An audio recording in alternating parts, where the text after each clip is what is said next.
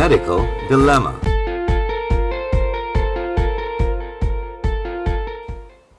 Welcome back to Medical Dilemma. Again, we'd like to say thank you to our major sponsors, St. Clair's Medical Center and LifeQuest Training and Consultancy Corporation.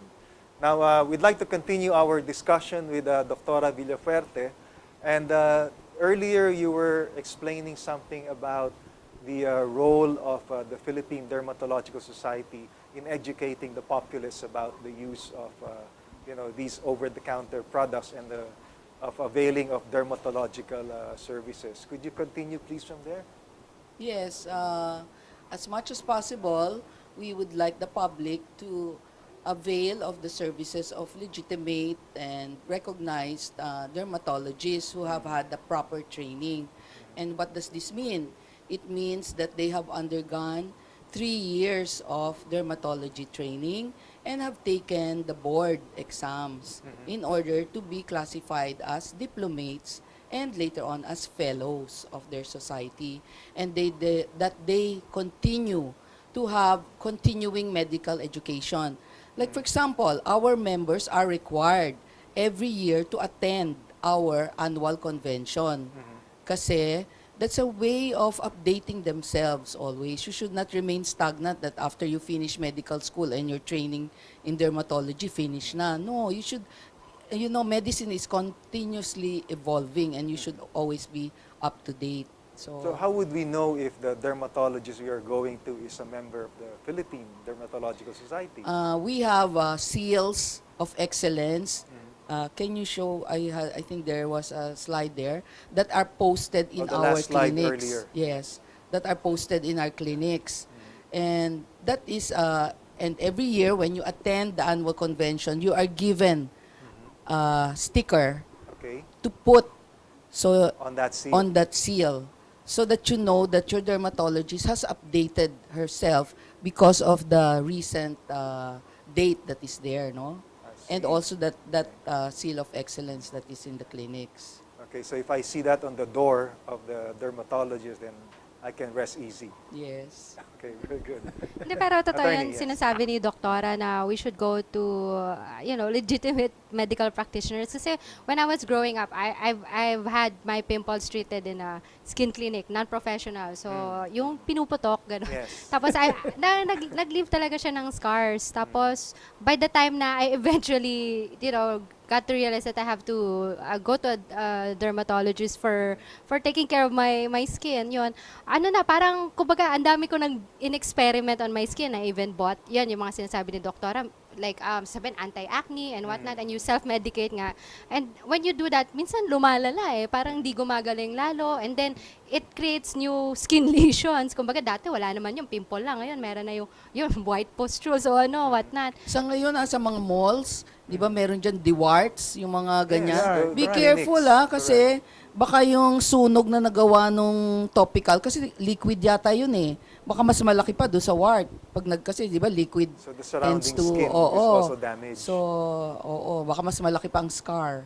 Pero Doctora, what about yung, because she mentioned that she would she do these things before, but I know a lot of teenagers, they don't go to dermatologists and they would do manipulation of their what can you advise about that, especially sa face? Minsan alcohol, marami po ang naririnig na storya kung ano-anong ginagawa nila. Lagyan ng kalamansi. Marami. They should be careful because there is a central part of the face that leads to some blood vessels sa brain. So, pag manipulate nila any abscess or any pustule dito sa central part of the face, that could be dangerous. So, minsan din, yung pagputok-putok nila nung pimples nila, mas nagiging infected. So, in the long run, maybe it's more expensive to have their scars treated later on than to just consult a dermatologist for proper medication. Doctor, you mentioned warts are infectious, no? Yes. Paano yung pa nagsuswimming? Like, can we get warts from swimming with someone beside the pool who has warts? Hindi naman, not ganon. Kasi close physical contact. So when you're swimming, hindi naman, hindi naman sa water transferable yon. It's close physical contact with an infected, somebody with infected warts, no? So, yun ang But you don't need to have an open It's wound. viral kasi eh. Oo. Do you have to have an open wound to Well, it contract the will virus? speed up the infection faster. Oo. But even though walang sugat, Basta possible close, pa rin. oo. Pwede I siya see. Basta close magkaroon. contact. Oo. I see. But if you're one suffering from skin lesions, are there ethical considerations you should you keep yourself covered up or ano po bang I mean to prevent As a others patient from suffering from from skin disease, from spreading we Yeah. have infection? certain responsibilities that we should Meron observe. din. Like for example, yung may mga, it's just like somebody with a respiratory problem, di ba? Right, Dapat right. mag-mask siya. Ganon din siguro yung infected na wounds. Kasi one of the more problematic lesions are yung mga herpes infections, which is also a viral infection. Okay. So, ano yun, pwede din mahawa or mga bacterial infections, you can easily spread it from close physical contact. So, mas maganda din, cover it na lang with dressings like ghost dressings. So or there are two kinds of herpes, di po ba? Na-interest the ka sa simplex herpes. and the genital herpes. Yes, oo. And both of them are equally contractable by others. Yes, as you mentioned, there is a type 2 herpes infection which is genital, and but right now with the evolving sexual practices, sometimes you can also see them in the upper part of the face, no? So, ang herpes kasi it's one of the worst skin diseases to have, lalo na yung genital herpes because there is no cure at the moment pa. You can treat them during the active stage, maghihil yung lesion, but you are not sure that in the long run that patient has become a carrier. Nasa bloodborne na niya, tapos it can recur at some point. So the disease just remains dormant in the person. Yes, there are two types of herpes kasi. One, which we can see sometimes sa mga elderly and even in throughout the growing period, yung tinatawag na herpes zoster. Iba yon. That is different from yung herpes simplex na sinasabi natin na sa genitals, no? Yung herpes zoster, ano yan, it is caused by the remnants of the virus that you had when you had chickenpox. So it entered your body Okay. when you had chickenpox. Yes. Then it laid dormant dun sa nerves nyo, nerve root ganglion. So, during a time when your resistance is down, bumababa siya and it affects certain parts of your body.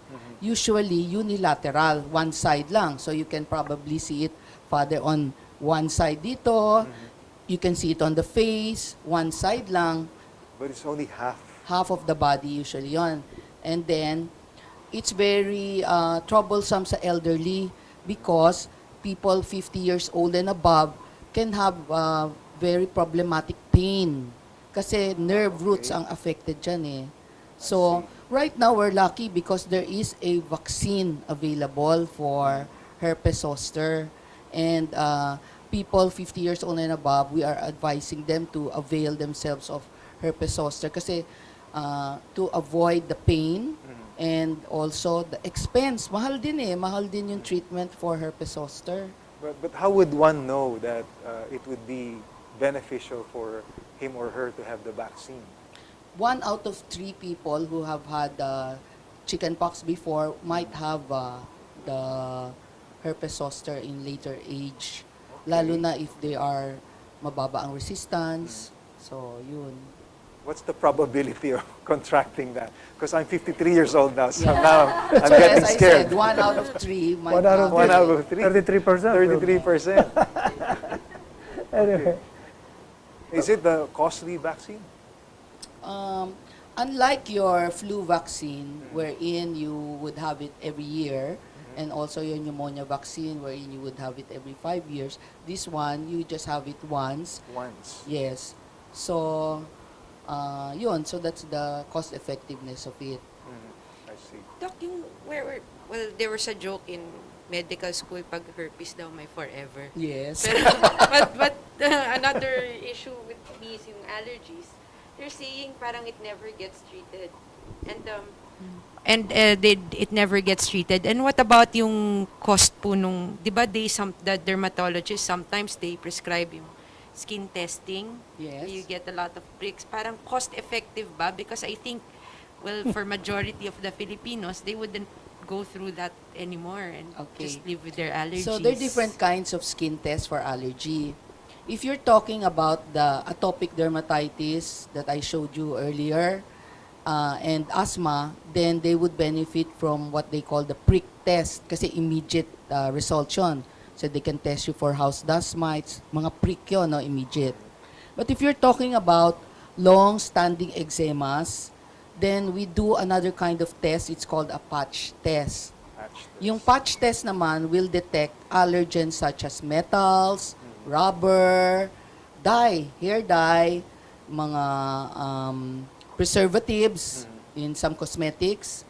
So that one, you might benefit from that if you have chronic eczemas. Kunyari, chronic hand eczemas. Baka ang cause is allergy to rubber. So, yung labandera na, sometimes using detergents and rubber gloves, akala niya it's because of the water lang na nagkakaroon siya ng chronic hand eczema, but it's probably secondary to allergy to rubber. That one, we can do tests for that. It's called a patch test. Patch test. I see. Now, knowing all this about skin lesions, let's say one day I wake up and I find things on my skin. Is it advisable that I go directly to a dermatologist, or should I go to some other kind of doctor first before I get referred to a dermatologist? That's the usual practice ngayon. Whoever is it's more convenient for you. Sometimes that's the usual practice. They can go to family physicians, or they can go to their family doctors. There's no problem about that.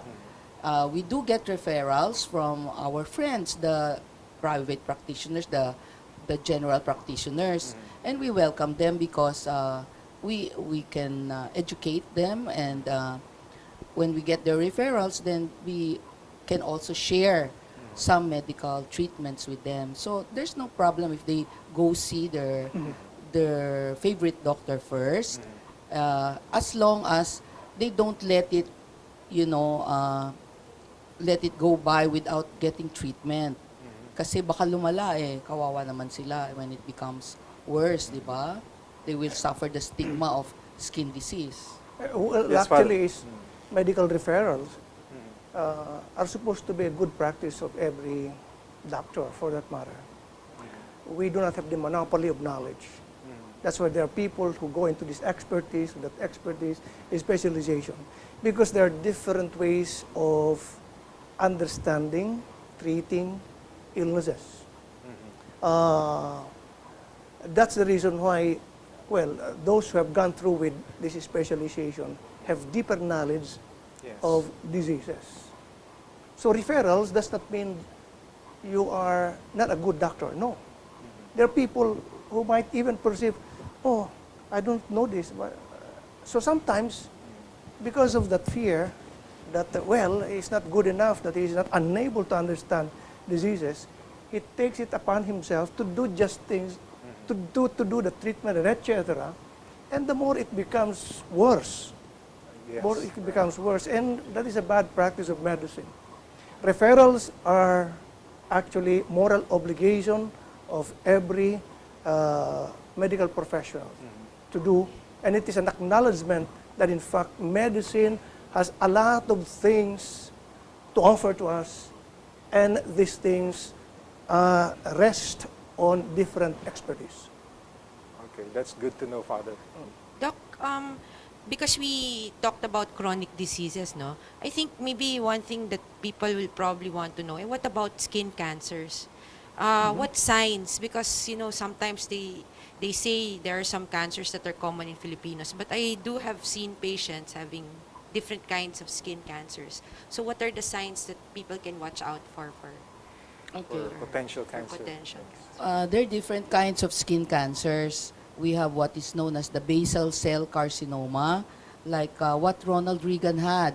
It is a slow-growing kind of cancer, and once you catch it at its early stage, it is easily treatable. But there are some that can become life-threatening and very difficult to treat, like what we call the melanomas. And one of the signs is when you have a bad mole, what they call a bad mole, in which your mole, which has been there present for a long time, suddenly has changes. So either they become irregular in shape, irregular with variations in color, or suddenly there's pain, associated severe itchiness, or it becomes inflamed, namamaga. So those don't disregard that. Always have it checked. There's another kind of carcinoma called the squamous cell carcinoma, in which you can get from, kunyari, burns, no? Chronic burns or chronic scars. They can evolve into squamous cell carcinoma.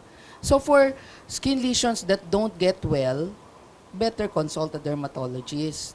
I see. We can do a skin biopsy to help sort it out.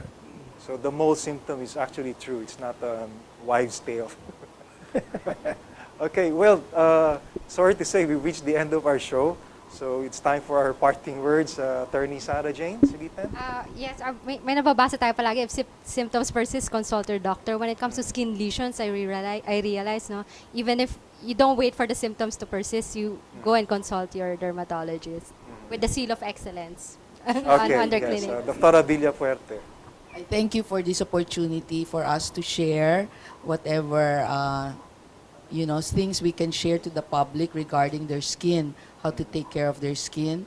And also, thank you, Father, for your insights on the biomedical practice, also bioethical issues that we have tackled today. So thank you very much. Okay, Father Jerry.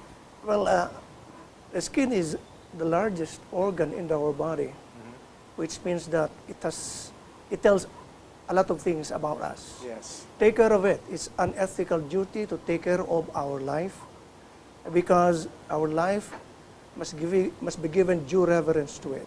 So if there are problems about skin, don't just do self-medication. Yes. Go to your dermatologist. He is more than willing to treat you and to take care of it. Okay, Dr. Attorney Ivy. I think I hope that this session through our guest today will help people stop the stigma and start consulting. Wag nang mahiya kung may sakit sa balat. I think it's time that we become more understanding and seek consultation for these conditions. Okay, thank you so much, everybody. Skin lesions are a sign that there's something wrong. To know what exactly is wrong, it's always best to consult an expert instead of resorting to self-medication. Thank you for watching this episode of Medical Dilemma. Watch us again next Sunday at 6 p.m. here on GNN. You can also catch us every Monday from 11 a.m. to 12 noon on this same channel. Help patients and families in crisis. Be aware and show you care. Have a productive week ahead of you.